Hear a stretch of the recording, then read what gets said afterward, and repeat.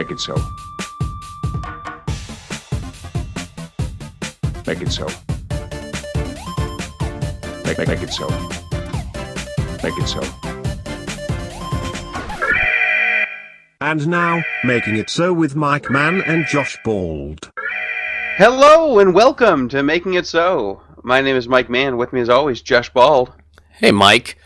And with us, I assume, are a handful of listeners still? Yeah, let's hope so. If they've been listening all the way straight through since 2 weeks ago, I feel a little sorry for them.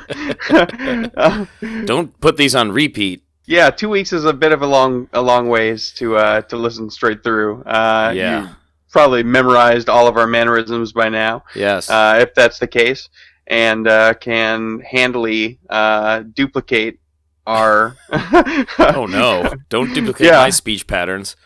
They can be imposters now, and yeah, sure. probably take over our identities. No problem. Not that they'd want them. On the flip side, anybody that hasn't listened to us for 2 weeks, hi, nice to meet you again. We still exist, and thanks for remembering that we do. Thank you very much. And you're in luck because we've got a great show for you. Tell him, Mike. Well, sir, we're talking to Michael W. Moore, and he is the president and co-founder of HMS Creative Productions, prop studio. But beyond that, he has just spent a lifetime in props, just surrounded by the industry. And you can kind of hear about everything from how he got into it to his road to Trek to everything in between. Yes. What do you think? This guy was kind enough to talk to us for 2 hours in the middle of his workday. Yeah, from his studio, yeah. Yes, from work. But it's a good conversation, and as Mike Mann mentioned, Michael Moore takes us all through his career, really dives deep into a lot of topics with us in the middle of his workday. What a nice guy.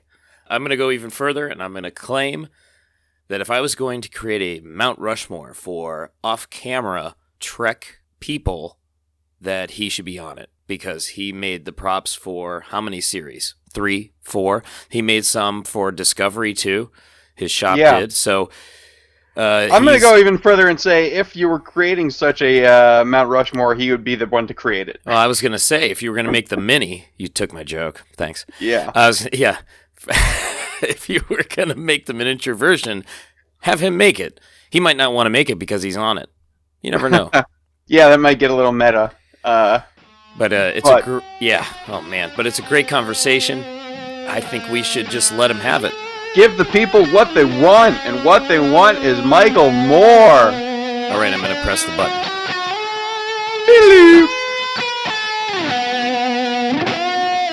Now, are you allowed to tell us what show you're working on right now? Well, actually, what I'm working on right now is I'm working between doing a lot of prototyping and a lot of restoration right now.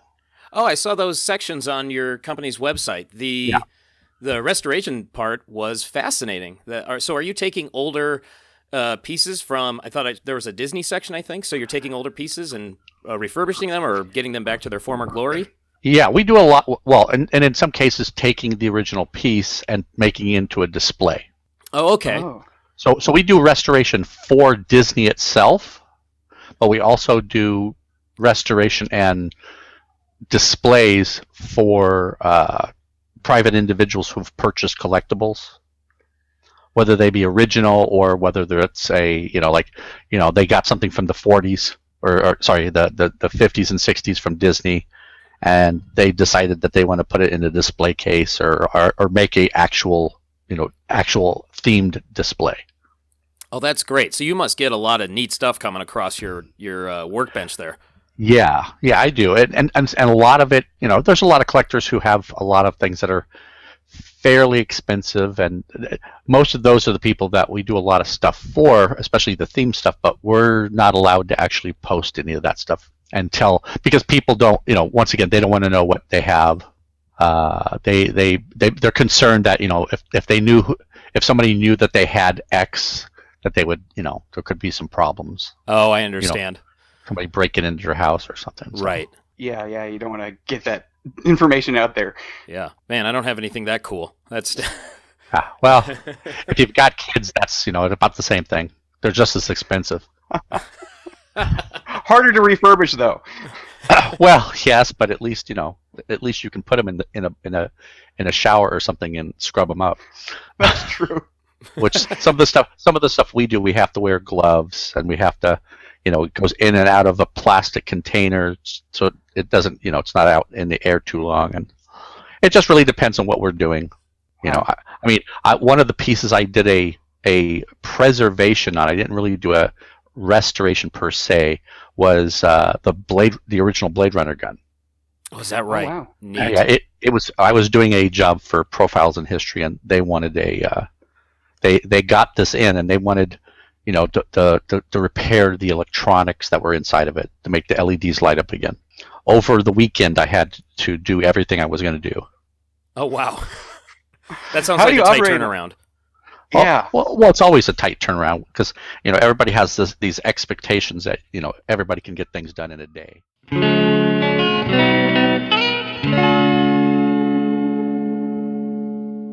Well, hello and welcome to Making It So, a conversation about Star Trek with those who helped create it. Today, our guest provided props for The Next Generation, Deep Space Nine, Voyager, and all the next-gen movies. He is the president and co-founder of HMS Creative Productions, a company that has also furnished props for films as diverse and exciting as Pulp Fiction, Batman Forever, Waterworld, and the Hobbit trilogy, just to name a few. We are so happy to have with us today Michael W. Moore. Mike, thank you so much for joining us. Indeed. Not a problem. Excellent. Right out the bat, actually, I was thinking, when I saw your company's name was HMS Creative Productions, I didn't know if the HMS was an amalgam of initials or if that was a nod to the naval nature of Star Trek. Well, originally it was Horch, Moore, and Sims. Okay, so an amalgam which type which thing. Yeah. which was three separate three owners, and then later on the Sims dropped out. So we changed it to Hurt Me Some More, or at least that's what we told people. And then, actually, what it stands for now is hand props, miniatures, and set pieces. Okay. Oh, all right, that makes perfect sense, and it's a little more descriptive than "Hurt Me Some More," unless Yeah. But that was our normal, everyday. It's like, oh, I need that in 3 days. I need this overnight. I need that in 6 days. So well deserved. Yeah, and just so you know, the some of the movies that you're quoting there actually happened at my previous company, which was Proper Effects. I started up HMS after I had left my partnership at Proper Effects. Started HMS, and was still doing stuff for DS9 and Voyager and so on after that. But most of the movies that I did, like Pulp Fiction and so on, I was doing with Proper Effects, or So I just want to clarify that because some people go, "Oh, Yeah. well, you didn't. Your company wasn't even around at that point." Well, no, not this company, but that company. Okay. And because I've worked in quite a few shops around town. In the beginning, I started off working. I actually started off doing makeup. Oh, is that how you got into the whole industry? Was it starting with makeup?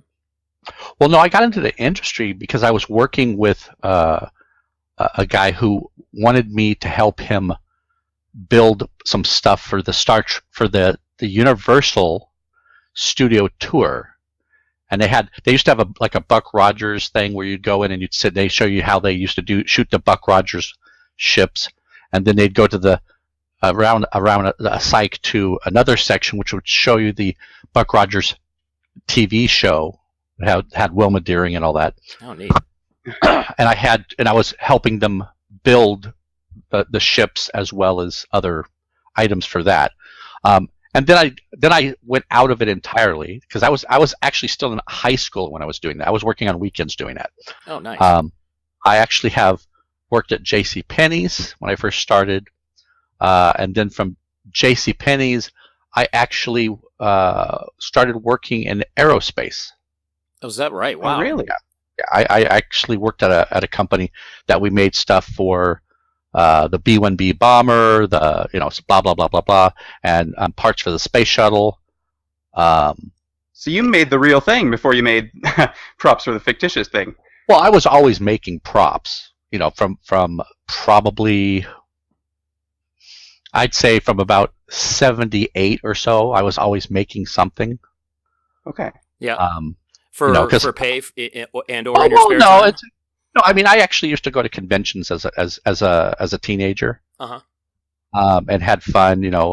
Did a little bit of cosplay, but not much. I really wasn't into that much. I was more into making the stuff and handing it to somebody else.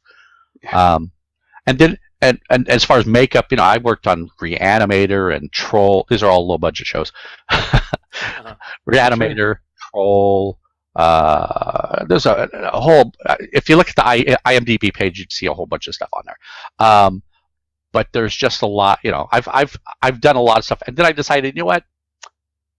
I don't want to be with some of these actors and some of these people, and I don't like playing the politics. Like I like to get some work done, and go, here you go, let's move on to the next piece, kind of thing, and be efficient about it, not go through the politics of oh sure we could do that, and then not do it anyway. So basically, I started working on Star Trek before I was working on Star Trek. I don't know how to put that to you. I started working officially on Star Trek little before halfway through the first season of Next Gen. Okay. As far as in a shop working on props and so on. But previous to that, I was actually working at another shop where we were doing a lot of commercials and so on. But Gary Hutzel, who is the special effects opticals guy for Next Generation, he was good friends with the guy I was working with at the time, and asked if we could help him make a device so that he could be do projection planets, because the Enterprise is always going around a planet. Yeah. Right. Well, building something like that, which we did help him do, and he used it throughout the series. Not all, because some of the stuff is digital, and it's in some cases it might be easier to do it digitally, but it was kind of cool being involved in creating a device that they could use to make, because he called it the terraformer. Okay, that makes sense. Yeah, right. Because basically it was a half a sphere that was sandblasted on the inside, and then you have similar to like an optical printer, but it's not really an optical printer. It's just a projection. You're projecting a predetermined slide image into the back inside of the half dome, and that image slowly goes across a track, which gives the illusion of the planet rotating. Oh, okay, that makes sense. So it's almost like a planetarium, I imagine. In many cases, yeah. It's that was a fun experience, and we did a few other little pieces here and there for stuff for some of the miniature shots and stuff. And that was before you even joined. Yes, yeah, and officially, I'm not a part of the crew of Star Trek ever. Right. Oh, really? Because you're contracted out. Is that correct? Well, I wouldn't say contracted. We were contacted. Contacted out. Okay. I think I might have. I think, and I'll put it that way. I think in Insurrection, my name was supposed to be in the credits, but I don't know. Okay. Most movies and TV shows I've worked on, I'm uncredited. I've always wondered about that. So how does that work? Why is that the case? Well, in some cases, it's because since I'm not an on-set worker, therefore I'm not part of the crew. I'm not employed by Paramount or by the production company. I'm an outside vendor supplying things to them. Only when you're a really big company do you have the negotiation power to go, oh, well, if you want us to work on your production, then you're going to have to give us and our, at least the leads credit. Right. So is the company then just credited? No. Oh, the company's not even credited. No, not at all. No. Huh. Do you see that as an issue for you at all when you're doing work for different production companies? No. I mean, the point is in many cases, like on Star Trek. Okay, I worked on it for the entire run of all the seasons of all the incarnations. Okay, I mean, we even did. I shouldn't say I. It's we. My company did props for Discovery for the first season. Oh, is that right? Oh, Yes. Excellent. And we supplied a prop for the second season, but that's the only thing.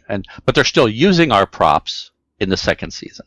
You know what I'm saying? So Right. it's on one hand, it's like, yes, I only officially made things for the first season, but they're continuing to use it throughout. right. So it's kind of a, it's about your perspective and what your ego's like, Right. really. Me Right. personally, it's like, okay, am I getting paid? Yes. Okay, well there you go. Yeah. And throughout all this, it's really difficult for some people to go, well, I need the credit, to put it in my portfolio, and well, your portfolio is your credit. Right. I was just thinking that. I'm thinking about when I'm looking at your website, I see all these credit or these names of these movies and TV shows. So you're getting the credit because you're putting it on your website, where I assume production companies are looking if they are looking for you or somebody like you to make props for them. In many cases, believe it or not, most of my work has through the years come through word of mouth. Of knowing this person, and they'd go, oh, hey, we need somebody to do this. Oh, I know a guy. I'll call him up, and you can talk to him about it. That's what I was wondering about. It sounds like it's a very kind of tight-knit industry. You mentioned that your wife and your daughter were both working in the shop today, and one of your friends who's been with you for a long time is working there today. It sounds like it's a very close-knit industry. Is that the case? And if so, how do you break into that kind of industry? How do you get that first step? Okay, well, straight off the bat, okay, like any industry, you have the nice people and you have the not so nice people. Uh-huh. Like in any, you got a good principal at your school and you got a bad principal at your school. I can tell you which one I have, but go ahead. Right. but you know what I'm saying, Oh, or yeah. you have, or the good cop, bad cop at routine that goes on. Most of the people I know, I am very friendly with. I'm the guy who's helpful. I'll put it in those terms. I'm the guy who's helpful even if I'm not getting your job from you. Right. Sure. And in many cases, I'm like, well, why would you want to have that custom built when you can go to Walmart and buy one? Oh, Okay. good. Yeah. Right.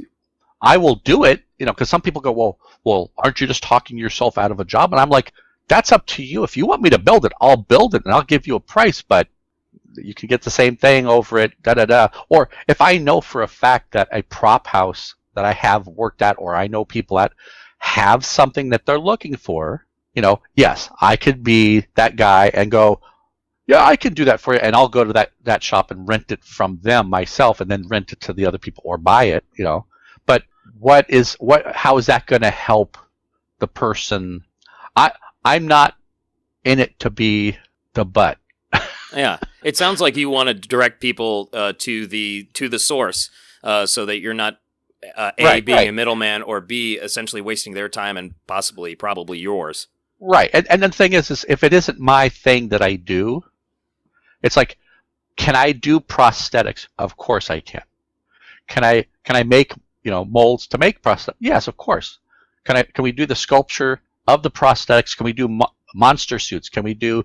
Yes, we can do all of that. But do I take the job, or do I find them an appropriate shop or person, or I bring in a person for them and say, this person's going to do it for you at my shop, and I'll charge you X, Y, and Z. Because I know a lot of people who are into makeup, props, mechanicals, creatures, whatever.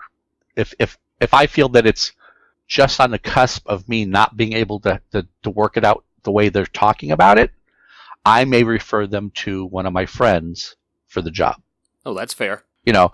Whereas most shops will go, yes, we can do it. It's this much money. we need this much down to start the project and go for it. I like to help people out. I don't like to BS people just to get a job. Uh-huh. It You sounds know like who you you are? Go ahead, Mike. You're Chris Kringle from Miracle on 34th Street, where he sends them to the other department store because it was cheaper. Well, Maybe not because maybe you wouldn't send them there because it's no, cheaper. no, But- no, in some cases it isn't cheaper who I'm sending them to, but they will give a better product than I will. And I appreciate Yeah. that so much because I don't feel that I don't think there should be this much competition between people, but that's me though. That's not everybody in the business. right. Yeah. And as far as people coming wanting to get started in this business, well, there's not an infinite amount of jobs out there versus how many people who are trying to be the person with those jobs, if you know what I'm saying. Mhm. Is there's not as many jobs as people think out there, and depending on what country or city you're working in, that may even be narrower. So in my opinion is how the people I like to hire are people who can do more than one thing. Yes, have a specialty, but also know how to do, how to make your own molds, how to make your own castings, how to sand and clean up your parts, how to paint it. If you know 3D, great. Be very good at 3D. Don't be a novice at 3D if you're going to do 3D. Because how most people run into problems when they're doing 3D pieces is they take all these components that they've made and jam them together until they fit right, and they go, there it is, it's done, I'll lock it in place. But the problem is if you try and print that piece, it's going to take 5 times longer to print because you have all these intersecting lines and inserted, half of your ball is still in that side of that piece. You have to learn how to get rid of all the excess material when you put things together, as well as also understanding when you're building something in 3D that if you're putting a 3-inch rod or screw or whatever into a hole, that hole has to have clearance so that it slides in. A lot of people don't. They're just like, I have a 3-inch rod, an 1/8-inch rod that's going to slide into that hole to hold it all together as a hinge. So they print it out, and then they can't put the rod in because it's exactly the same diameter as the rod is. Right. So you have to have there has to be an air gap in there for you to be able to actually slide it in. Right. So those are those little things that people have to know if they're going to be good at that stuff, it sounds like. right. Yeah. And it's depending on if you're going in school for engineering, they'll teach you that you need to have an air gap. But if you're going in for doing design work at most of these schools, they're not teaching you that you need to have an air gap in there. Oh, yeah, the practical application of things? Yeah. Yes. Yeah. Exactly. It's like in most schools nowadays, they're teaching you for tests, not for life. Right. Right. How many schools does your school still have a home economics anything? It's a middle school, or it's K-8 school, and they don't have much of that at all, really. So it's really been pared down to math and reading, and music got cut, or they get bused to another school for it, that sort of thing. Yeah. So Right. So that sort of practical hands-on production type stuff not taking place in my school, at least. Yeah, I mean, because when I was in junior high school, middle school, we had wood shop, we had metal shop, we had print class, we had drafting, we had ceramics, we had, and of course all the different art classes and stuff, and of course music. All that's gone now. There are no trades being explored, because that's in your case, your school ages that you're dealing with are where you need to spark their imaginations and what they want possibly to do with their life. Absolutely. Nowadays it's like, well, what do you want to do? Well, I was thinking I'll be a barista or I'm going to sell sandals. It's like, okay, Yeah. that's a job, that's not a career. Yeah. Do you feel like yourself? Do you feel like it was some of those opportunities you had in middle and high school to do those kind of classes that helped spark it for you to get into the industry you're in now? My father was one of those guys who would want to fix his car, and then only after he can't fix it is he going to take it to a mechanic. Uh-huh. When I was younger, I was the one who was with him under the car. Oh, we got to take out this drive shaft. We got to da-da-da-da. I was the guy who did that. And I was also the child who was like, well, what do you want for Christmas, Mike? And I go, I want a hammer and a saw and so I was always trying to do and make something one way or another. I like the arts and so on. Yeah, I mean, going through and deciding that I don't like drafting as a career choice, which is great. But I liked the wood class, and I liked the metal shop. I hated printing because I couldn't remember where the type would go. Because they don't even do that anymore. Now you just type it up on the computer. It spits it all out in the tray for you. But yeah, no, that helped me continue to think about what I wanted to do, and then at the same time going through that stuff, I had other friends who were interested in things. One of my friends, Jeff Farley, who's does a lot of horror movies, and he and I used to go to his house, and we would make up fake lesions on the arms or Great.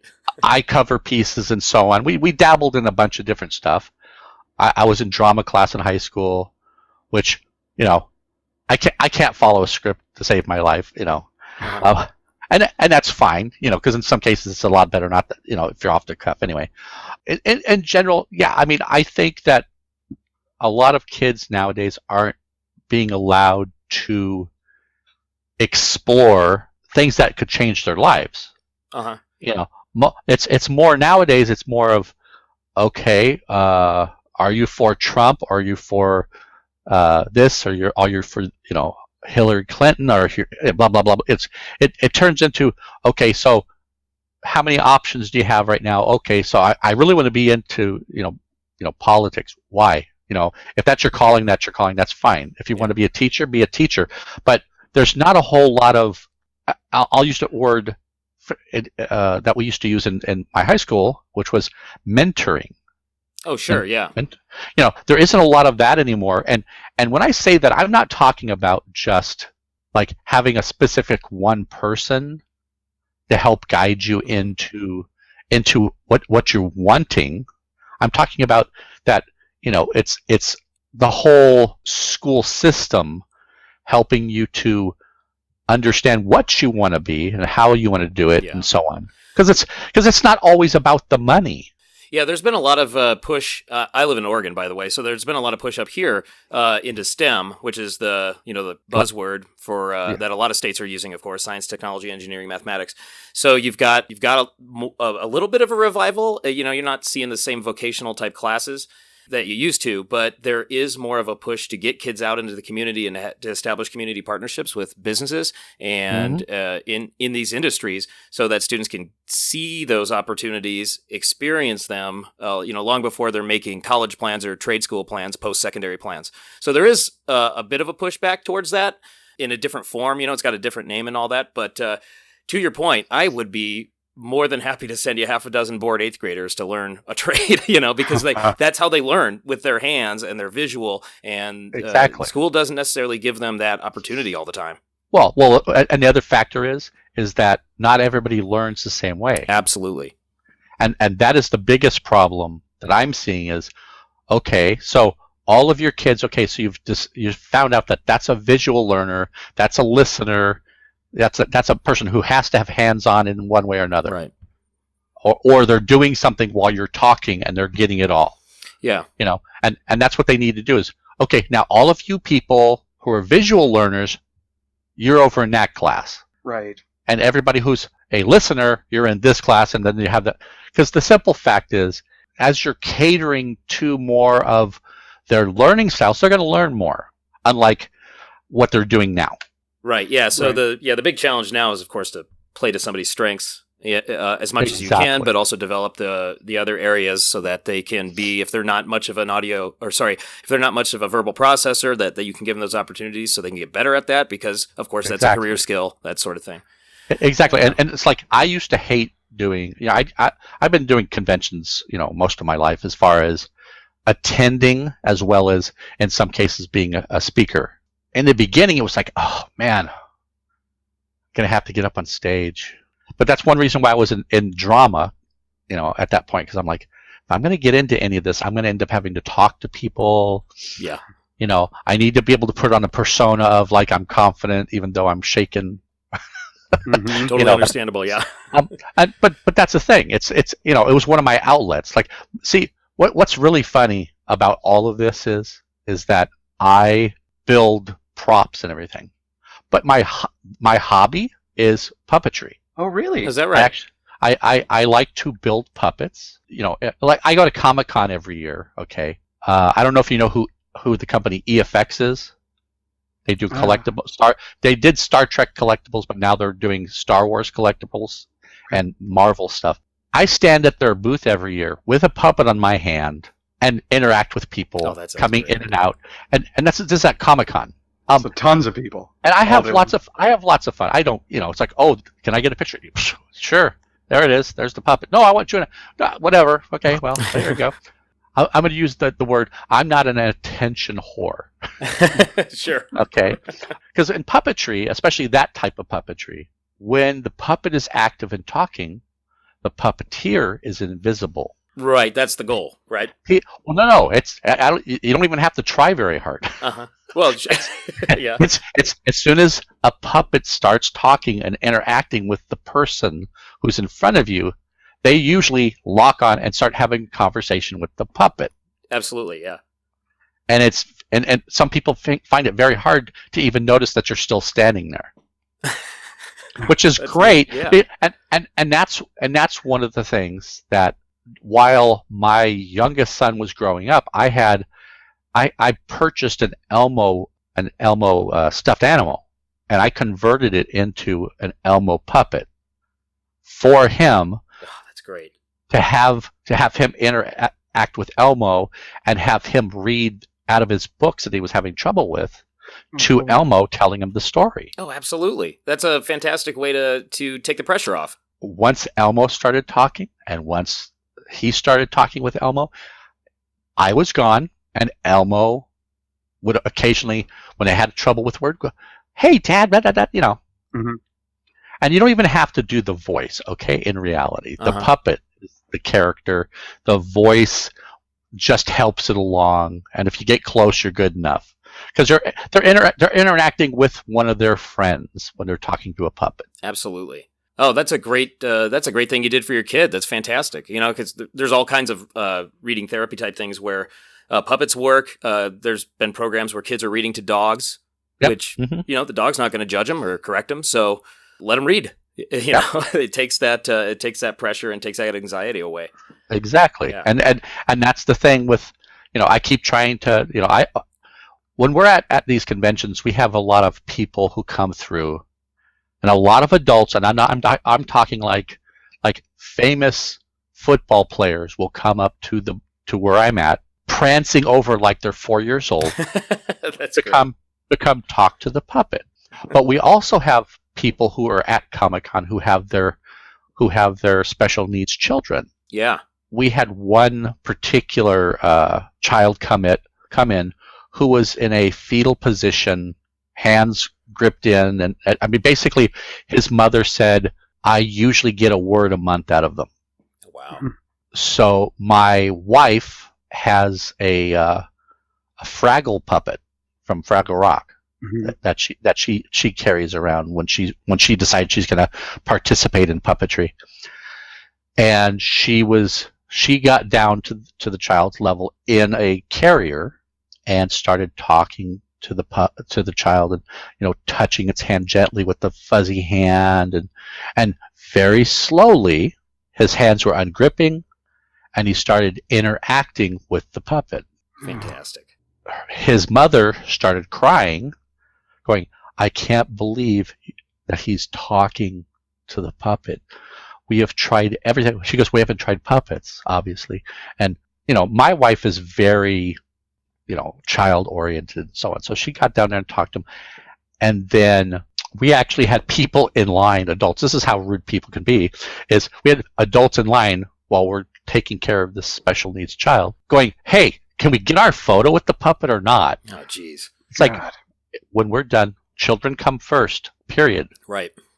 after she was done, she thanked us, and we suggested that she get a puppet of something nice and soft and something, and talk to her son.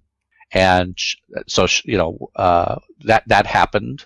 I've done that a lot. I've talked to kids who had cancer who were brought down to these conventions and so on, and later and had photos taken with them, and all kinds of different people with different things that are going wrong. I actually had one person, their parent, come to me and for the past 3 years has walked up to me and thanked me and get a photo with me every year now, because of the fact that their child had come to a convention and was their Gonzo was their favorite. Gonzo the Muppet. I have one of those as a personal puppet. Oh, nice. They made it a point to come see me with their child. They made they did 4 or 5 photos and printed them out, and they were all over the child's room. And that child died 6 months later, but it made an impact on how he was feeling. Right. So in many cases, I feel that there's a huge missing piece that people are disconnecting, that improving the life of your child or a child of any kind is where you're going to benefit in the long run in the future. Yeah. So whether that's going to be helping underprivileged children, helping children with a sickness of some kind, or just helping a kid understand how he fits into this world, whether that's through puppetry or standard education. But it's teachers have the hardest job because they have too many students that they're trying to single out and help. If you've helped one child achieve his dream, that's great. But you know what I'm saying? It's just so hard. That's one reason why I've always felt in the film industry that if I don't help those people and teach those people what I know, it's just going to go away. If I die tomorrow and I haven't taught another person how to do one of the things I do, it's lost. Yeah. Somebody has to reinvent the wheel again. Right. What you've been telling us is incredibly thoughtful, and I've got so many thoughts in my head coming out of that. But you hit all the right notes as far as I'm concerned. As far as in my job, I'm trying to make 25 personal connections at once, and it can be really tough. But if I can make some connections with kids, it's a win. And the work with the puppetry, I was in a classroom with some really severely impacted kids, and the only way I could connect to this one little girl was to put a dog puppet on my arm and talk like this, like Ralphie, which was the dog's name. And that's how I got this kid to comply. Otherwise, she'd be running around the room doing God knows what. So you're speaking my language right now. To your last point there that you just made about that it would go away if you haven't taught somebody this, it just sounds like you're really thoughtful about how you approach your work as well as how you approach interacting with people who enjoy your work. So I was curious about your quality control and your self-analysis when you are working. So if you're creating some props, how do you know when it's ready to go on camera? That sort of thing. That's a sliding scale. Okay. Okay, on Next Generation, DS9, Voyager, Enterprise, and so on. On movies, generally speaking, you have a good amount of time to do a project. Unless, of course, you've got 50 of those projects, but then, that's another story. But on Next Generation, DS9 and Voyager, we never had any more than 6 days to build anything. Right, based on the shooting schedule and all that? Yes. And in many cases, on some of those shows, the script wouldn't come out until the day before, or like the Friday before. They were on an 8-day shooting schedule, so in some cases the scripts would come out. You do a breakdown of your costumes, you do your breakdown of the sets you're going to need, and so on, and then you have to come up with a budget for all that, and then you come and then you go to the producers and tell them you're going to need $50 or you're going to need $50,000 for the props or costumes for that particular thing, and you had to wait for approval. Well, in many cases, since the shooting schedule is that compacted, like for instance, Joe Longo, who was the prop master at the time, as well as Alan Sims, you would end up. He'd call me in at 5 o'clock in the morning. I'd go down to the studio at 5 o'clock in the morning. Oh boy! he would show me drawings. I would go down. I'd have to listen to what he wanted or what he thought he wanted, and then I'd have 50 other questions while we're Right. there for each piece of, okay, does it have lights? Does it do this? Does it da-da-da? How are they going to use it? Da-da-da. Is this a stunt piece? Do you need stunt pieces? I would go through all the things that I really do need to know, and how many did you need, and on what days. It's like, okay, on the first day I need this, and on the third day I need all the stunt copies. Okay. When you say when did you decide that it's good enough to go on set? It really depends on what on how much time you actually had, because we've had pieces that were, okay, here's the drawing, I need it tomorrow morning, Yeah. and I need 3 of them, Oh boy. and it has to have electronics in it. Gosh. In that regard, you have to have your sliding scale, but at the same time, after you've gotten into your rhythm for working on stuff a certain way, you start thinking differently. How do you avoid having an issue? Meaning, take for instance a phaser. Uh-huh. Okay, when I first started working on Star Trek at other places, we didn't have equipment like what they call a pressure pot or a vacuum tank or anything like that. So you would make a mold, hope that there's no bubbles on anything. Then you do a casting, and you hope that you mixed it well enough without putting so much air into it when you were mixing it, and you pour the piece. And your downfall is the cleanup side of it. After you've made your parts, after you've made your master, you've made your silicone mold, and you've cast your parts, how much cleanup is there? What's an acceptable bubble size? Sure. In general, at that time, in many cases, a 1/4 inch big round bubble was acceptable. And then that gets sanded down later? No, no? that was acceptable to leave it alone and Oh, not just fill leave it. Oh, I see. Okay. Yes, because in many cases you'd never see it on screen because it was okay. either it was dark or this or that. But me being who I am was like, no, that's a bubble that's tiny is acceptable. So in some cases, and I proved this theory out. In some cases, it's faster to just cast another piece and be more careful to reduce how many bubbles you're going to have to fill and so on, or putting the seam line where it needs to go rather than where it's easy to go.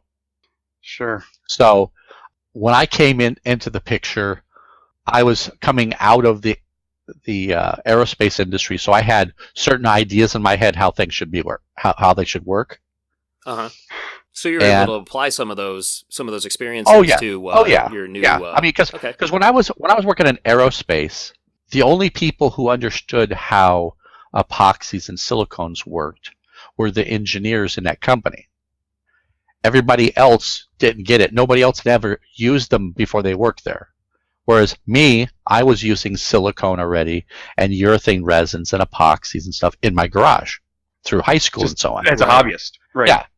So I was put in charge of what they call their potting room, which is where we made a lot of valves and stuff like that for different things. And you have a coil, and you either put silicone around it or epoxy around it to insulate it from moisture and so on, so it doesn't short out. I was put in charge of that room, and I said, okay, but what about this? I kept asking questions, which the engineers hated, because I was asking the right questions and they didn't want to tell me. Yeah. So I ended up going to Cerritos College here in California for plastics. While I was working, I was going night school 2 nights a week to get plastic certifications and stuff while I was working there. You must have seen The Graduate. No, I've actually never seen the whole movie The Graduate. I'm okay with that. Okay. But basically, I went through my classes that I had to, and when I got there, basically, I'm taking the class, but I'm also being the teacher's assistant because I had already been using vacuum forming plastics and so on, and I'd also already built my own machine at this point. Okay. So they're like, you can be the TA. Yeah, basically. And so, there was a thing going on there, it was fine. So, I was applying things like that, and understanding, how things work in the toy industry and so on.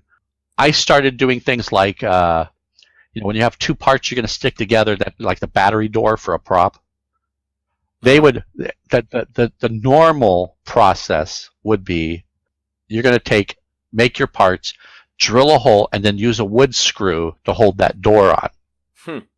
If you overscrew that, it's going to pull out the threads you've made with the wood screw. Right. And then you're going to squirt glue into it, and you're going to put the screw into it, and that's going to mess that up, and it's going to mess up your paint, and so on. Right. So I started the process of using metal inserts that have threads, casting them in place, so that you could just use a machine screw to screw into that threaded metal part. So that when if you over tighten it, you can't, because you're metal on metal at that point. Yeah, So- it'll stop. Yeah. Yeah. So basically, it's. I think that over time, working where I was working as well as my own shops, ended up having a better end product because of the fact of longevity. Of what you're creating. Yes, Okay. because like I said, in some cases, what prop masters need to get their props and have them ready to go immediately, and if they strip the screw out, they now have to figure out how to keep the prop closed to get the shot. Right. Now, in some cases, they put a piece of Scotch tape across it. Some cases, they piece of gaffer's tape across it. Right. If you're not going to see it in the shot. Other people would simply glue it shut. And then when those batteries were going down, they would have to send it back to me, and I would have to somehow break the door back open after them putting too much glue into it. Right. And they always used a super thin glue, so it gets everywhere. And in the end, the piece has to be replaced most of the Right. time. That sounds Not irritating. everybody. So why not do a It is. high quality piece the first time? Right. Yeah. Well, and see, the thing though is then they would lose later on, after we solved the problem of the threads pulling out, they ended up losing the screws Oh my gosh. Yeah. while they're replacing batteries. Which, once again, we were using anywhere from 440s down to 90 screws. 90 screws are tiny. I mean, they are like you think like the screws on your glasses. Oh, okay. Okay, That sure. makes sense. Yeah. Yeah. Those are 80s. Oh my gosh. So, Okay, 90s are half that size well, wow. diameter, but they're still machine screws and so on. But anyway, it's easy to lose some of those because they're Yes. tiny. Yeah.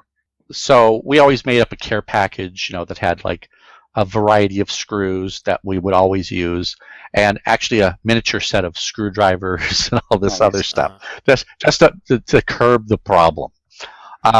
But as far as I think everybody in my shop started when I was the one who's in charge, telling them what to do, started seeing what was acceptable and learning how to do certain processes faster than what they would do it at another shop. Because once you get into the groove that you have to get it done in a certain amount of time. Because there's a lot of people who are like who we had working for us for one day going, you can't work this fast. Right. People who wash out that quickly because they just can't keep up with the pace. Yes, and I've had lots of people on all these different boards that I'll go on to occasionally and answer questions, and they'll tell me there's no way that you did all of that in 6 days. Yeah. And they would say, go and always the picture they would pick of something that I posted was the stuff. It's like, you're right, we didn't do that in 6 days. He goes, see, I told you. No, we did that in 3 days because that was this episode, and all that stuff had to be done for Monday morning. Uh-huh. Right. Wow. And they go, no. So Well, you were there. You know. yeah, well, and some of those people I knew from like up north in the San Jose area and a couple other places. Occasionally, somebody go, hey, can I come and intern at your shop for the week? I'm going to be down in LA for that week. Sure, come on down, but be ready to work. Right. That sounds like it. And this is during Voyager, and they basically went, "You actually do all this stuff in 3 to 6 days." I go, "Yeah." Yeah. I said, it is what it is. You know, you can make more money, but you can't make more time. Right. I had a question about that actually. You said something about making sure it looks good enough on camera, and somebody might be holding it in a certain way. So did the transition to high definition television affect your work at all? Well, yes and no. I'm curious about Yes, in that most of the stuff that we were doing. See, here's the other thing is when you're building a prop and you shoot it, it's delivered to set and you shoot it. 6 months later, you look at the same prop. They're two different props now. Because in that 6-day period that you've made all this stuff, and sometimes we were delivering things with wet paint. Oh, I see. Yeah. Mm. Before they used it, it was dry. But the point is that's all fresh paint, fresh Bondo, putty, whatever it is. It wasn't given. Under normal circumstances, when you're going to Bondo something, you Bondo it, you sand it, and you let it sit. Okay? If you want to do a piece that's a museum piece, you let your resin sit, you let your Bondo set, you let your putty set, and you let your paint set. Right. Because everything shrinks over time. Mm-hmm. So the piece that was spectacular on screen, even with the high def, 6 months later, you go and you see it and you go, wow, that doesn't look like it did when we delivered it. And in some cases, it's not because it's all scratched up or anything, although that's a major point too. But in some cases, it's because all of the materials have shrunk. Okay. So where you were covering up that screw to hold that piece on is now has a slight divot in it if you look at it in reflective light. Okay. Huh. And that's not something I'd considered before, as far as producing those objects that you have to, of course, you have to let them sit and rest because there's the application of heat and all that stuff. So, the composition changes. But you don't have that time. You don't have Right. that time. Yeah. I was, in a general sense, to compliment you, when I'm watching The Next Generation in HD, everything looks great. The props and everything, they look fantastic in HD. So it wasn't anything that ever detracted from my viewing of it when I got those on Blu-ray.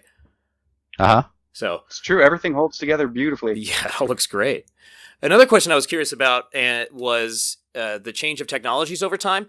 The idea of laser cutting and 3D printing. Of Yes. course, for consumers, 3D printing is relatively new. Is it more on your side of things? Is it less new? Were you into the game much earlier than others? And how does that affect your creation of props? Okay, well, during the time period of Next Generation, DS9, and Voyager, during DS9, there was the ability to do 3D printing Oh, wow. at an outside source. Uh-huh. But the problem is, like now with I have like 8 3D printers here. Oh, wow. Okay. Yeah. Anywhere from a meter by a half meter tall to all the way down to a 5-inch cube. Oh, wow. Okay. At that time, for me to print, let's just say a tricorder size piece. Okay. A tricorder size piece, just printing it, not cleaning it up, not doing anything to it, would be about $2,000. Oh, my goodness. Okay. And I wouldn't be able to use the actual piece Right. because that printing would have been done as an SLA print, and SLA materials at that time were very brittle. Oh, I see. Okay. So you would 3D print it and then have to mold it no matter what. Okay. But the problem is that you'd have to do it up as a 3D file, which the 3D CAD still wasn't all necessarily a lot of people doing it. And then from there, you'd have to send it to a service bureau, which may or may not be in Los Angeles area. So right there, you've already went to the point of, oh, we can't produce it that way because we're already past 3 days. Right. Yeah, you're not going to get there in time. And back then, at that point, you weren't getting this higher resolution as you do now. Oh, from the printer? From the Yes. 3D printer. Okay. Correct, yes. If you were lucky, you might get 0.5 resolution if you were lucky on a really expensive printer, which would then cost you twice as much as it would have on the other one. Wow. Yeah. And in all honesty, at the speed we were working, in the amount of time that it would take somebody to do a 3D file and print it, we would already have the master done, molds made, and probably be painting. So at that time, so it wasn't it very had no practical. benefit. Yeah. Right, and even today, in many cases, it is faster for us to hand fabricate things than it Sure. is to actually do them for 3D. Now, if we're doing a lot of different stuff, then fine. Yeah, go. You have that file already from one of the studio artists. Okay, put that in the machine. Okay, we're going to start making this other thing by hand. Uh-huh. And by the time that's done printing in a high resolution, that's still going to have to be molded, because you don't want to print 10 of the same thing, because then you have to go through all the same cleanup process. Right. It's better to print one, clean it up, make the mold out of that. And then make castings and so on. Okay. Right. Yeah. So I mean, so in many cases, you're in a catch-22 position. Is it going to be faster to do it this way or that way? Unless you have the time. But during Next Gen, DS9, Voyager, and Enterprise, there wasn't that type of time. That was you didn't have that at your luxury at all. No, Okay. not at all. Wow. So in general, it's you have to weigh out how it's being done, how many people do you have in, what are their experience levels, and so on. And in many cases, like I said, in many cases, I had people who, if I gave them a job, they would make their part, they would mold their part, and they would make castings of their part. And they would finish those parts. Yeah. Or they would make the mold, hand it to somebody to do the castings while they started working on something else. Gosh, you have so much to worry about in the course of a production schedule, and it's not just getting this stuff made. It's all those other factors that you named. The management of it all must be Yes. you. My gosh, you still have hair? Wow. Yeah. Not as much on the very front, but yeah, that's a hereditary thing. But I am no longer blonde. Well, Mike, I'm all gray. Yeah. It sounds like you've enjoyed what you've done. Oh, I always enjoy what I do. That's great. That's the thing Until that I don't. yeah, right. Except when you don't, sure. But basically, what it comes down to is I always have surrounded myself with people I trust. Yeah. And that's the key point, is that can I depend on that person to do that job? And if I can't, then I need to put somebody with them that I can depend on that will push that person to do it the right way. Sure. Yeah. Have you seen people turn around and be able to become their best self that way? In some cases, yeah. In some cases, they're like, I don't know how this is going to work, and then you put them down to it and they go, oh, I'm just going to do it this way. Yeah, that's good. Yeah. Huh? You know, yeah. You know, it's because, see, a lot of people who build props started off their careers as being something else. Oh, I see. Okay. And they came to it later. Yes, there have been teachers who become prop Uh-huh. makers. There have been teachers who become makeup artists, Uh-huh. and so on and so on and so on. And the thing about it is that's the reason why I'm saying people need to know more than than a very specific job is. Yeah, it does come back to that, as Because- you were saying. Yeah, I was really, the thought I had was the way that you've described it as far as your employees and the people working for you. It sounds like, A, they have to learn how to learn. B, they have to learn how they learn so that they can be their most efficient, most effective self in that role Right, and to think meet on those their tight feet. deadlines. Yeah, they have to think on their feet. You know, once again, I don't think there's any, most people, and I'll put it that way, most people, once they get into a situation where they need to know and learn as they go, will do that. Mhm. There are a select few people, and it's not that many in reality, they just don't, either they don't want to, and that's what I find most of the time, they don't want to Uh-huh. because it changes their life, or they don't, are not capable. Right. And I've met people who are from all spectrums of life: rich people, dirt poor people, and so on, who have, in some cases, surprised me how stupid they are, Yeah. and or amazed at how smart some of these people are, coming from where they are, and then suddenly blossoming into these amazing builders, and they go on and on and on and continue to learn all this other stuff. That's great.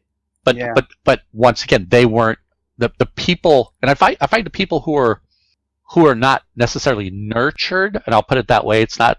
I don't think that's the best term. Who couldn't afford to do X, Y, and Z are more innovative in that they've had to do things with what they have. Yeah. Sure. They understand the fact that, okay, so I don't have that tool, but I have the tools to make that tool. Right. It's that necessity is the mother of invention. Exactly. Whereas in some cases, some people who've had all the advantages, and once again, this is a very small micro sphere here of what I'm talking about. Right. Is the people who have the ability that they could do it, they just decide they're not going to, and they've had all the advantages of their life. You know, they've went to the quote right schools and so on. And in reality, I don't look at anybody's when I look at a portfolio is what I want to look at their portfolio. I don't need to know that they went to blah blah blah school of whatever. Uh-huh. Because it's about what they can do, not where they went. Right. And that's yeah. I don't care if their parents are billionaires. You know, what's your ability? Right. You know, What can you do in this given situation if you don't have what you need? exactly. Yeah. And it makes it okay. Here's the flip side: is I've had people come through my door looking for a job with their portfolio and open it up, and I'd go through their portfolio, and all of my friends who run shops have had this happen to them. Going through their portfolio, going, oh, that's good, you know, pointing things out, like, oh, that's really cool. Okay, where did you do that, and how does this, and so on. Uh-huh. I can't tell you how many times I've had somebody come through my door with their portfolio, and I'd leaf through it, and there's one of my pictures Oh my gosh. that I took of my work or one of my guys' work Oh my God. in their book. Oh golly. And then I talked to them about it, and they always end up hanging themselves Right. about, you know, where that they worked on it here and so on. It's like, I'm sorry, but I made that in 86. Golly. You Yeah. you were not even born until 92. Yeah. So Gosh, the gall of some people. I don't remember you sitting there next to me in a placenta bag. Yeah. And that would have been, you know, really gross. But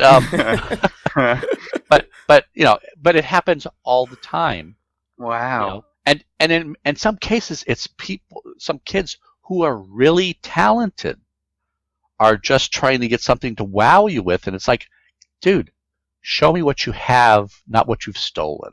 Right. Yeah. Because in the long run, it will come back to you to kiss you, to bite you in the ass. Mm-hmm. Yeah, Oh, of course. Really? And in fact, in some cases, I would call up people while they're sitting here, and maybe even do a video chat with them, going, "Hold on a second, blah blah blah blah. Yeah, hey, look at this," and I'll, like, you know, take the webcam off and show them the portfolio piece, and then they'd go, "Oh, well, where'd you do that at?" And blah blah. They wouldn't know who I'm talking to either. Uh-huh. And they're like, "Well, I'm sorry, but I don't remember you sitting next to me when I was sculpting that." Right. So, you know, it's there's some people who are like, you know, fake it till you make it kind of thing. But once again, eventually, you know, it'll kick you in the butt. Definitely. Especially, and even after you get the job, if you've shown that you can do something you can't do, it'll come out because you'll be challenged with that skill or that job at some point. And if Exactly. you can't do it, it'll be readily apparent. Exactly, yeah. And see, that's what's interesting too, is I have a lot of people who come through the door who will claim to be experts in Illustrator, Photoshop, and some of the other stuff. It's like, great, okay. Well, part of your job is going to be working on our website. That's going to be one of the things. Oh, I don't do websites. Well, it says right here that you do. If you know these programs, those are for websites. Well, but it's not really that. Like, okay. But then you have the sleeper people you bring in. Okay, I had a person come in as a from her school to do some make work for school. Her name is Addison, and she was coming from a school in Buena Park, a film school that she was studying at. Yeah. And when she came, she understood how to do certain things, and she's really good at setting up photographic shots and stuff like that, and making sure the lighting's good. Knows how to use the camera really well, but that isn't her thing. She wants to do props. So we brought her in, and at the time we were doing. I don't know if you saw on the website. There's I don't know if it's on the website or if it's on the Facebook page. There's a big Velociraptor that we were working on. Oh, I didn't cool. see that. Yeah. I'm going to check that out. Okay. And it was a fiberglass Velociraptor that we were. It was a huge fiberglass casting of one, and we had to go through and fix everything that was wrong with it. It was a bad casting, but it was for a collection for someone. So we went through and had to add more surface detail and all this other stuff. And we were teaching her as we went along. And after a certain point, I just walked away, and she and my wife and my son, my youngest son, were working on it. Putting surface details, filling things in, and so on. And I'd only come in occasionally to go, okay, well, you need to do more there, whatever. Grind in that line there. And she was with us for about almost a year, actually. And then occasionally, and then she graduated. But she was doing, some school projects here and there with other students. And she was like a sponge. She absorbed everything. She did everything the right way. And after she graduated, she actually immediately started getting work. Oh, that's great. Because during this time period, I'm talking, I have this intern in, and da-da-da, she's great, da-da-da, blah, blah, blah. And so right out of school, she started working on commercials.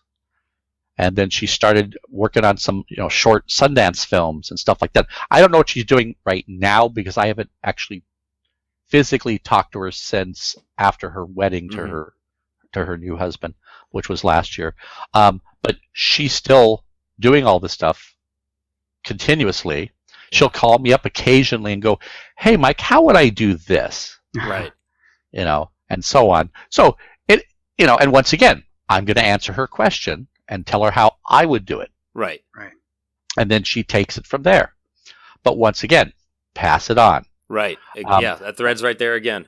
Right. And then we had another intern come in from England, and her name was Kat, and she had graduated from school in England for theater props and stuff like that. So she had some knowledge coming in. And then as things progressed, we were showing her how certain techniques that we were using that nobody else in the industry is using, and so on and so forth and so on. And as a final project for her, for one of her cosplay friends, she wanted to make the clear umbrella from Magical Beasts, Harry Potter thing. Oh, sure. And, when they like at the end of the film, there's an invisible umbrella basically that they're using for the rain that's washing away everybody's memories. So she went through and said, okay, well, I'd like to do this and so on. And I said, okay, well, then this is how I would do it, and this is how I recommend that you do it. So she made her own. I told her how to do it, but she made her own vacuform tools. We altered them slightly here and there as she went along. But in the long run, she basically built this umbrella for her friend for cosplay. And it turned out really nice. I mean, it was Uh-huh. all clear plastic and everything else, with a wand as the handle, with a clear tube and everything. And she makes stuff for cosplayers as a business right now in England. Oh, cool. And it's she's all over the place. Yeah. And she does cosplay herself. So she gained. I'm not going to say we taught her everything she knows, because that's always a lie. I don't care who it is. It's a lie. You had to have something there for you to be able to understand what you're trying to do. You had to internalize it at some point. Absolutely. Yeah. You have to and so she interpreted what we said and implemented it in her own way. Right. And that's great. Yeah. As far as your work on Trek, it was fantastic, but hearing you talk about the way that you are paying it forward and working with people so that they can carry it forward and have a career and learn something about a trade or a career and learn something about themselves, that's really sticking with me from this conversation. I really appreciate you talking about it. Yeah, Well, absolutely. the point is like I said, if you don't pass it forward, how is it going to continue? Right. And Absolutely. in some cases, some of those techniques that I've taught people, they've improved on. Yeah, Okay. that's great. They've entirely improved on. I mean, an example of this is, okay, when, and this is quite a few years back, I don't know if you guys know who Richard Taylor is. Not off the top of my Richard head. Taylor. Okay, Richard Taylor is one of the owners of Weta. Oh, the Weta Workshop. okay. Okay. Yes. Okay. So the Weta Workshop. So we do work with EFX collectibles. Okay. And at that point, we were doing the prototyping on a 4-foot long, 20,000 Leagues Under the Sea Nautilus model. Oh, cool. There were some issues with translation to China and so on. So basically, Richard Taylor, was here in the States, and so was the manufacturer who was trying to build the ship for EFX. So I get a phone call one day. My wife and I are getting some breakfast. I get a phone call, and my customer goes, "Oh, hey, so I have Richard Taylor and Fred here from the factory." I said, "Oh, okay. Well, they want to know if they can come by the shop and talk to you about some issues they're having with the ship, and and get some ideas." And I'm like, "Oh, yeah, okay, sure, yeah, we'll be there. What time? Although we'll be by in about an hour and a half." I said, "Okay, yeah, we're just getting breakfast right now." So I get off the phone, and my wife's like, "So who are you talking?" I was talking to Brian Ono, the from EFX, and she's like, "Oh, okay. Well, what's this about?" I said, "Oh, well, he wants to bring in one of the factory heads of the factory in China that he's using to talk about the Nautilus, and he's bringing some other guy with him." "Oh, yeah, who's that?" "Oh, Richard Taylor." "Richard Taylor? You mean Weta Richard Taylor?" I said, "Yeah, okay, yeah, that's him." So he showed up at the shop, and he came in, we said hello, he looked at the stuff going, "Oh, wow, I remember that," and da. So as we're going through, not only was it the factory owner and Richard Taylor, it was Richard Taylor's personal assistant, but also Richard Taylor's father, Oh, Wow. and the factory owner's wife and his son. So I'm like, "Oh, so it's 6 people, 7 people, whatever." So they came through, and we were going through and discussing how we did the prototype and so on, and what our technique was for making these parts, and how we did this and how we did that, and so on. Well, as Richard Taylor's talking to somebody else, his father comes up to me and goes, "Mike, we've been here for a week, and we've visited Legacy and da-da-da-da-da-da-da-da-da-da. And every time we would ask any questions about how something was made, everybody kept telling us it was a trade secret. Huh. How we're trying to figure out how to do something, and, well, we can't do it because, well, nobody's talking." And I said, "Oh, well, if I die tomorrow, who's going to know what I just said?" Right. And he goes, well, you're about the only person besides one other shop that will actually talk about what they're doing and how they're doing it. I'm like, oh, well, that's unfortunate.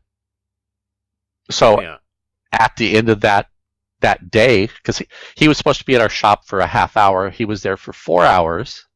Oh wow. Oh, wow. He was supposed to go to a meeting at Warner Brothers and basically told him he's not coming today. And it was a licensing thing that they were supposed to be doing. And so at the end of that, he invited my wife and I to come to Weta. If we're ever in Weta, let him know, and we'll set up a bunch of stuff and da. So my wife and I basically took him up on his offer about a year later, maybe 2 years. I don't really remember exactly. And we went there. He set up a tour for us so we could go to here and here and here. And he goes, well, what is exactly that you want to do while you're here, Mike? And I go, oh, I just want to work in the shop. Yeah. And he goes, really? So you came all this way just to work in my shop? And I go, yeah. I said, it'd be fun. And he goes, oh, okay, but you understand that you're going to have to do the same time frames. You can't just walk off and go do something.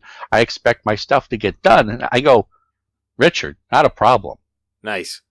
And Richard and I hit it off because Richard is a Henson fan, Muppets and so Right. on. Mhm. Loves puppetry as well. And we have there's some likes there that we like a lot of the same thing. So we get along pretty well. And then after we were there for 8 days, after we were done after 8 days, we were getting a ride from Richard back to our hotel room, and he wanted to know if we could stay or come back to work. And I said, well, I have to get back to finish a project that we're doing right now, but sure, we can come back and work. He goes, well, no, and I'll pay you. And I'm like, oh, okay, well, so we set it up, that I would come back. I flew down myself because at that point, just as we were making all of our plans, we got a bunch of Disney projects in that had to get done. But I didn't have to be there for those because we had already built these like 8 or 9 times already. So I went down to Weta and worked on The Hobbit. Oh, great. Yeah. And worked on everything you can imagine. Yeah. Well, that's great. Just your kindness with this guy when he visited you paid off, and you got a great experience out of it. We're very close in our temperaments and so on. Yeah. He's just like me. I said, hey, what's that material you're using right there? Oh, that's this right here. You can buy it right here. Uh-huh. So very helpful. He's of the same opinion. Is if you don't share the way things are done with somebody else and you die tomorrow, it's gone. Yeah. Well, that's So why not spread the knowledge around? yeah. And he has a lot of interns, and colleges. They run contests in Europe all the time at colleges for students to go through the programs in their schools there, and then after they graduate, they get an intern program for like anywhere from a month to 6 months to a year at Weta. Uh-huh. Oh, Oh, wow. yeah. That makes sense. That's cool. I'm sure it's a huge industry out there. There's a lot of industries there. There's New Zealand is a fantastic place to visit. It's a as I said, I lived there for 2.5 months, and it's like living in California, but not as, how do I put it? It's not as, I don't know because I don't know. So one of you is, are you both in? I'm in Oregon. Okay. Yeah. Mike's in Minnesota. Okay. So he's freezing to death right now. Right. Yes. So for me, it was my biggest problem is you can't get materials in really fast and easy. Yeah. Other than that, I enjoyed myself the entire time there. On the weekends, if we were off, I could get on a bus or a trolley or whatever they had, or even a taxi, and go any place on the island there. Yeah. And there's Yeah.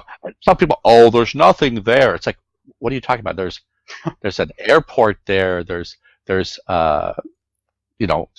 shopping centers, Right. everything that you have here. Right. It's just not as rushed. Right. Yeah. And you can get there in a decent amount of time. I'd Yes, imagine. yes. And they have lots of ocean, Right. around if you want to go. If you're one of those guys who likes to surfboard in freezing water, which they have a lot, it's a great place.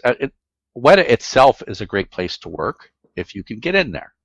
It's very. They're always trying to help everybody expand their abilities and knowledge. So at just before I had gotten there, they had just ended their current run of classes on Rhino and ZBrush and sculpting, physical Oh, okay. sculpting. Okay. Yeah. And those are free classes to anyone who works at Weta. Oh, that's amazing. They're taught at Weta on the weekends or in the evenings, depending on what's going on, and they're being taught by their top artists Oh, in that's those cool. fields. Yeah. That's So- outstanding.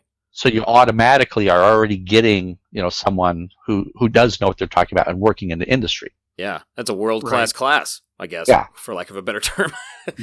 Yeah. Yeah. So it's that type of thing, the free trading of ideas and techniques and thoughts and so on, is how I like to approach life in general. Yeah. And it's only going to make the people around you better, and you Right. yourself better, I think, as a result, because you Exactly. give and take. I feel a lot better by trying to help somebody out than going, oh no, I'm sorry, that's my trade secret. It's Yeah. a secret Right. formula of mayonnaise and water, Uh-huh. or whatever. So yeah, Yeah. no, and just like as I said, I'm on different Star Trek boards, Uh-huh. and people ask me, well, was this a found item or was this custom made? And in general, I will go through and go, well, that's a custom made piece. That was a toy from blah blah blah that we cut in half, pulled all the stuff out, and put new electronics and added these Zoid parts to it, or So whatever. you'll walk them through. In some cases, if they're belligerent to me, obviously, then I'm going to be more close-mouthed or Right. not communicative at all. But Yeah. in general, most people. But see, I also have to do everything within the realm of my NDAs that I've signed with companies. Oh, sure. Oh, Yeah. sure. You're limited in some regard. Right. Yeah. It's so in some cases I can't talk about Yeah. certain projects ever. Uh-huh. Some things Other- are literally trade secrets. Yes. Yeah, some things. Not necessarily mine, but theirs. Right. So Right. Yeah. So there are limitations, but you can definitely share what you're able to share if you want to share it. That's great. You mentioned that you go on the Trek forums sometimes and check them out. It sounds like, are you a Star Trek fan yourself? well, Would you okay, define yourself that way? I will answer that question with a story. All right. When I started on Next Generation, I was told not to talk about whether I like Star Trek or not. It was frowned upon to be a fan and work on the show. Oh, And no, but there's reasons for that now. sure. The reasons is that if you're a fan, you are more than likely going to be tempted to try and borrow something. Really? They were concerned that something might walk off. Something physical, something intellectual, those kind of things. Yes, and I will tell you for a fact that every movie of any genre, when you're shooting it, things walk off the set. Yeah. Okay? But since this is Star Trek and so huge to a lot of people, stuff would, because there are some of the people who were extras would try and leave with their comm badges, Oh, really? Yeah. would try and walk off, put their clothes on over top of their costume and try and walk off. Right. Wow. Okay, and so like, but you know what? But it's like, if you're working at a bank and your wife is working at the bank, you don't want two people, that are married working at the same bank. Right. It's just because it could cause problems, drama, and so on, or Right. whatever. You get collusion supposedly. Anyway, Conflicts of interest and such. Just sure. that much Yeah. more temptation, right? right. So basically, it was frowned upon. I mean, previous to all of this, before Next Gen was even a thing, okay, I used to go to creation conventions. I used to go to all kinds of local conventions. And I had costumes that I had custom made, my own designs and stuff like that, which I would never show a picture of because I don't have any, which is fine. Yeah. But I also, at a certain point, with some of my friends who were also into Star Trek and stuff. And once again, I'm into Star Trek, Star Wars. I know it's a conflict of interest. That's okay. I like Doctor Who. I like science fiction and fantasy a lot. Yeah. But as well as history. But so at a certain point, yes, I had a blue original series Star Trek shirt. Oh, very nice. I just used black pants because I didn't care if it was accurate or not because they were comfortable. And the black boots. So at one point I did have those things. Yeah. And I did, and at that point was when I was like, oh, well, I'm going to build a phaser. So I built a phaser way back then. And actually, that phaser was slightly modified for use on for Trials and Tribulations. Oh, really? Oh, the one you made your as a original kid. phaser that you built for Yes. yourself. Yeah, it was slightly modified. I made it a little bit too long. Ah. So, in the grand scheme of things, yes, I am a fan of Star Trek, Star Wars, and a lot of that stuff. Yeah. And I don't frown upon it, and through Next Gen, DS9, Voyager, and Enterprise was still kind of like, no, don't tell them that you're doing. Some of the people just didn't care. Right. Uh-huh. As long as they were getting their job, their work done, they were fine with it. Yeah. It just came, it just ended up making it easier when you didn't discuss it. There's certain people you could talk to and kind of, geek out a little bit, which was Mike Okuda and Rick Sternbach and a few others here and there. But in general, yeah, it was frowned upon. Mm-hmm. I stopped doing any type of costuming, and I'll put it to you, costuming, because before it was cosplay, it was costuming. I see. And some people get all flipped out about, it's a word. It's like, it's just a word, so guys, calm down. Yeah. Costuming and cosplay, the same thing. Is my group of people that I was always working with and so on. We actually made the very first full Stormtrooper sets of armor Oh, wow. back in the day. Oh, really? Yes. Now, what did you make those out of? What was the material? Well, we actually vacuum formed them out of styrene. The originals were polypropylene and ABS. Okay. But we weren't going to get into that. Okay, sorry. we wanted to make them, how we were going to make them. So we actually did body castings off of one of the people in our group, and then we sculpted and I'm talking about all of the armor out of plaster. Oh, wow. You sculpted it out of plaster. Wow. Yeah, either additive, but mostly carving it away. Huh. Hammer, chisel, Yeah. Wow. That's labor intensive.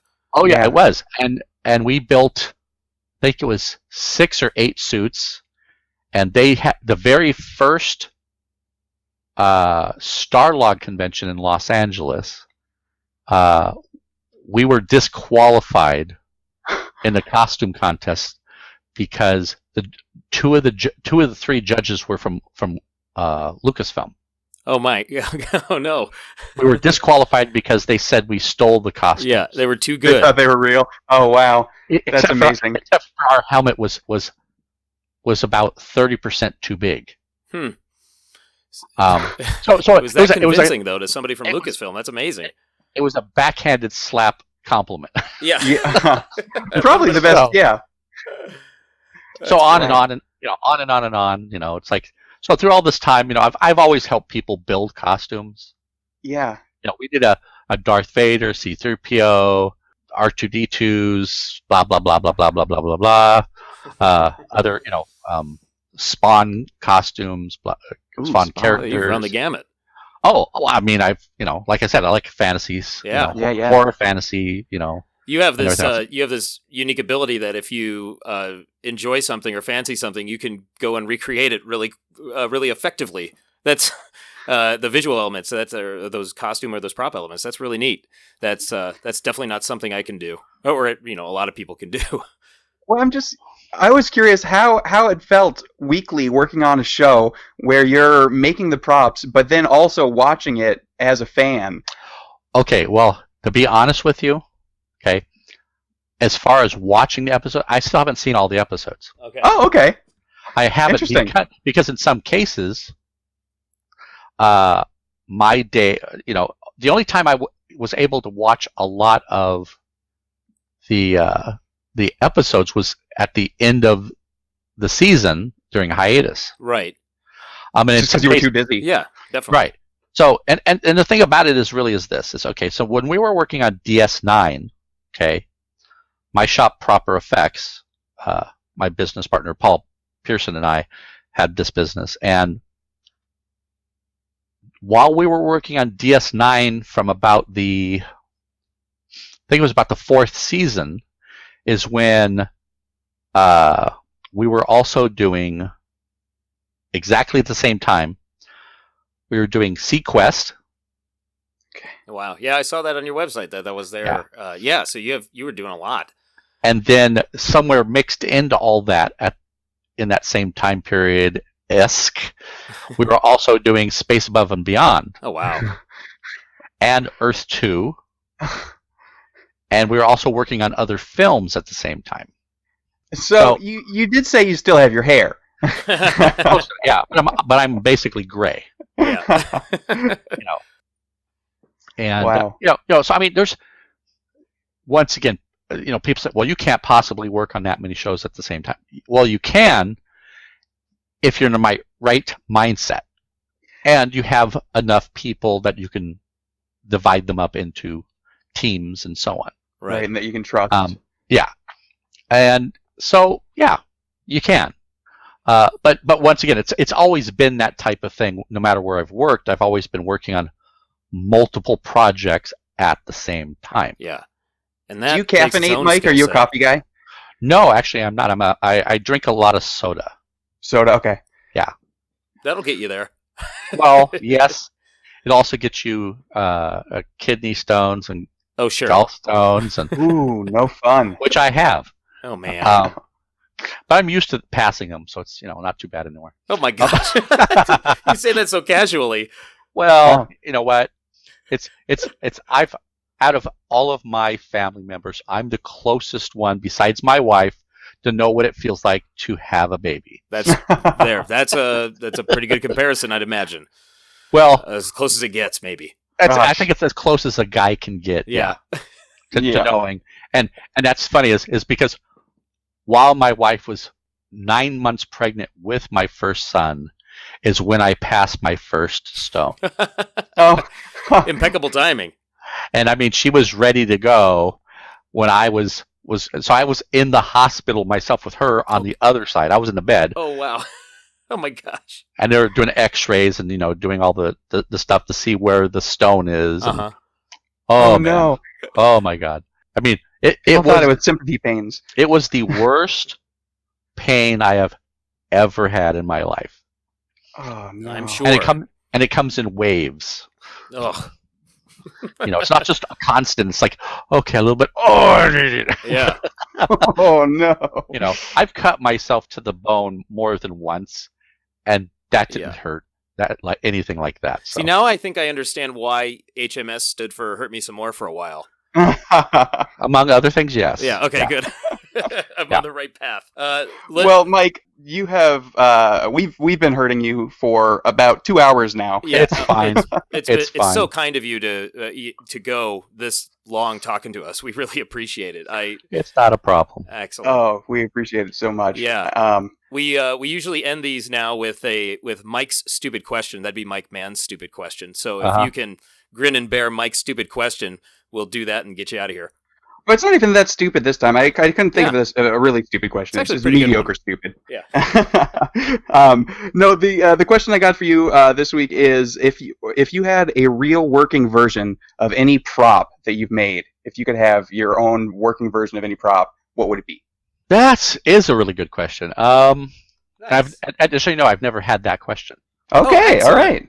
I've had a lot of questions about what's your favorite prop and what's the best one you're proudest of and blah blah sure. blah. I would probably say the tricorder Oh, yeah. Nice. with if it had all the functions that it's supposed to Right. be able to do. Sure. Because then it would be easy to diagnose 100,000 different things Absolutely. instead of we'll try this for a week and see if that works. Yeah. Yeah. Or actually even my second thing would probably be the transporter, to have an actual safe functional transporter. Oh, I'm Well, glad you safe. qualified that. Yeah. Yeah. Yeah. because then you wouldn't have to worry about you wouldn't need all the cars. Right. Yeah. That's You'd have clear roads out there in Hollywood and Los Angeles for one. Well, but in general though, I mean, if you needed to go visit your mother in Montana, Yeah. You're although there.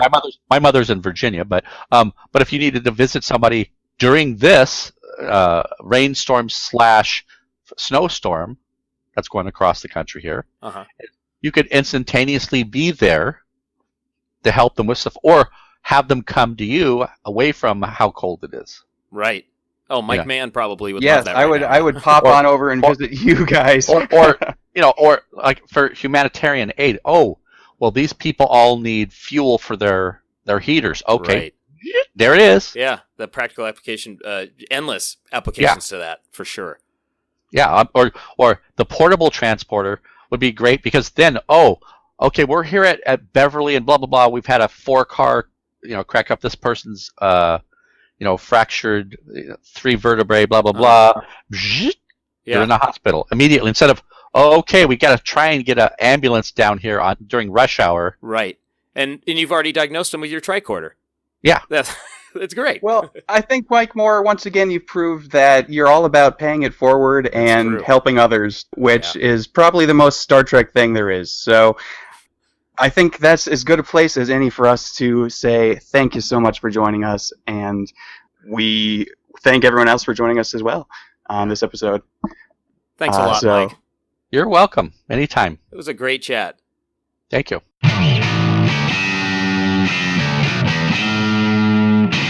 Well, I really enjoyed that conversation. How about you, Josh? Yes. How could you not? Especially if you're a Trekkie of any form. I learned so much from this man. And not just Trek stuff, life stuff. Life stuff, exactly. I think that brings us to our favorite segment. What did you learn? Well, on the topic of life stuff, Mike, I'm going to go with understanding that if you do not pass it on, it very well could disappear. Michael Moore Right. was talking about that as far as his techniques in the prop shop and for creating these beautiful things that we see on television, but also just the way that he talked about interacting with the kids at conventions and such, the ones that needed it most. His hobby of puppetry. I want to see this man operate a puppet, and I want to talk to the puppet. I really do. Oh man, yeah. I think that's a really good one, and that's something that kind of Dave Archer touched on too a little bit in terms of having an apprentice and passing Right. the knowledge forward. And I think that's something that we're going to run into a little bit moving forward as we're running into people who are advancing in their careers and hitting that stage where they want to really pass that knowledge forward. Yeah, and it is most welcome. Yeah, Love absolutely. hearing about it. What did you learn, Mike? Well, I learned that it pays to be the good guy in the industry, the nice guy when you've got people visiting and you can tell them your trade secrets, and then you can go visit them and go work in their shop and maybe do a Lord of the Ring or two. Right. If you're nice to somebody and they invite you to their Weta workshop, Yeah, you've done it. yeah, exactly. That's what an accomplishment. And all he had to do was show him a few things that he does in his shop. That's outstanding. It pays. Yeah, exactly. one other thing that Mike is doing to pass it on and to kind of show off some of the stuff that he's done in past here on YouTube is called Propology 101. So yeah, Propology 101 is Mike Moore's YouTube channel where he shows off the prototype designs, the prototype master props of various builds that he's made, which is really cool. He's got the original design of the TNG phaser on there. He's got a couple of other Star Trek things and just neat stuff. And he talks about the history of the item and goes through how it was made and stuff. And you can see. I'm looking at it right now. There are a lot of weapons, phasers and such, but there is also a DS9 pencil. And I think that's the one I'm most interested in because, well, it's a pencil. I want to know what makes it so special. So check those out, folks. These look great. Also, go ahead and check out HMS Creative Productions' website at hms-studios.com. You can check out more of their portfolio there, as well as frequently asked questions, various other... Check out what they've been doing, especially with the restorations. The portfolio's the coolest. Yeah, the portfolio's the coolest part, right, yeah. Absolutely. You get to check out. Well, I guess that does it for episode 3 of Making It So. Before we go, a couple of notes. You heard some really nice, nicely recorded and nicely played Star Trek-themed interludes on guitar. Those were made by my good friend Graham Ferguson. He heard the Melinda Snodgrass episode with my hastily and sloppily played guitar interludes, which I made when I realized that I didn't have any interludes and wanted some, so I poorly made some, and he was kind enough. Interludes? Some interludes, yeah. He was kind enough to record some on his professional setup and with his professional playing, as opposed to my amateur setup with my amateur playing. So thank you very much, Graham. They sound great. You're going to hear those every single stellar. episode. Yeah. They're crisp and they sound good. They're pretty. Now, my favorite part of Making It So. Mike, how can the good people contact us? Well, if you'd like to get in touch with us, you can do so on Instagram or Twitter at Making It So Pod. Or you can tune in to our email.